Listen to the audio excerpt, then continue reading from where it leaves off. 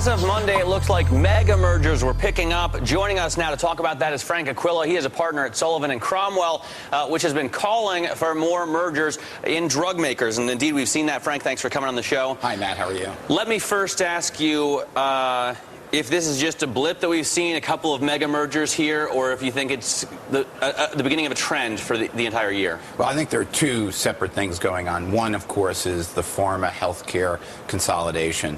That's something that I think we've talked about over the last couple of years as something that was coming along because of patent expirations, a lot of oversupply in R&D. So these deals were likely to happen no matter what, and I think we're going to see more of that in this sector.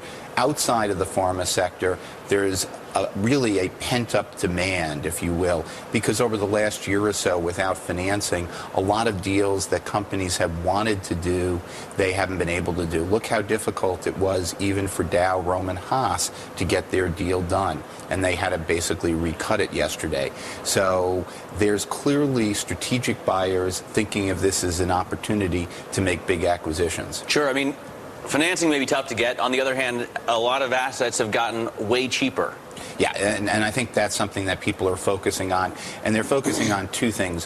One is, making acquisitions either in the United States or abroad that make a lot of economic sense because the price has really come down significantly. They'll have to pay a big premium, but it's still going to be a lot lower than it would have been a year or so ago. And then the second thing is, of course, distressed assets.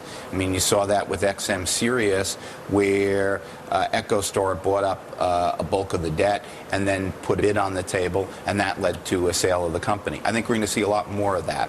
How confident are you that mergers of companies in distressed situations will make a broader positive economic impact?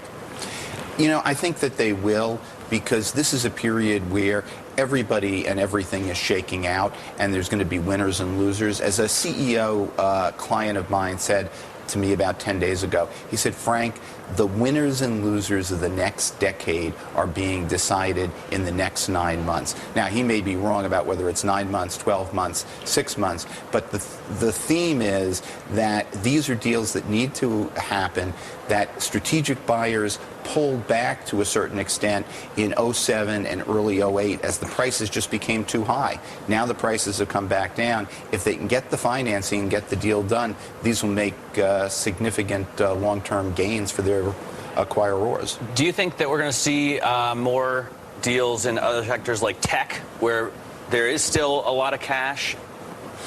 Tech is an area that, every year, whether it's a good year for M&A or not, you hear, well, there's going to be a tech consolidation. I think it's one of those areas that we will see deals in. Will we see the type of deals that we've seen so far in pharma or in financial institutions? I doubt it, but I think we will see a certain level of tech M&A.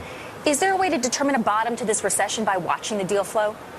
To a certain extent. I think when a board and when a CEO makes a decision to make an acquisition, in effect what they're doing is saying, we think the market's about to turn around. This is a good point to buy. We think the acquisitions we make today will make long-term sense. Let me ask, I think Lori actually brought this up earlier, but I'm going to steal her question. Are we going to see the increased regulation that we expect now affect M&A activity in a negative way, or because of the recession, are we going to see regulators sort of lay off for a while and let things get done? That really is the big question that everybody's been asking for the last few months.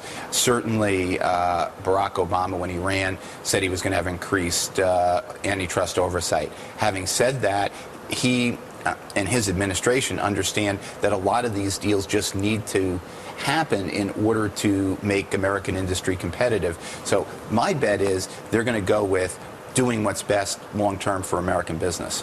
All right, Frank, thanks so much for joining us. Frank Aquila.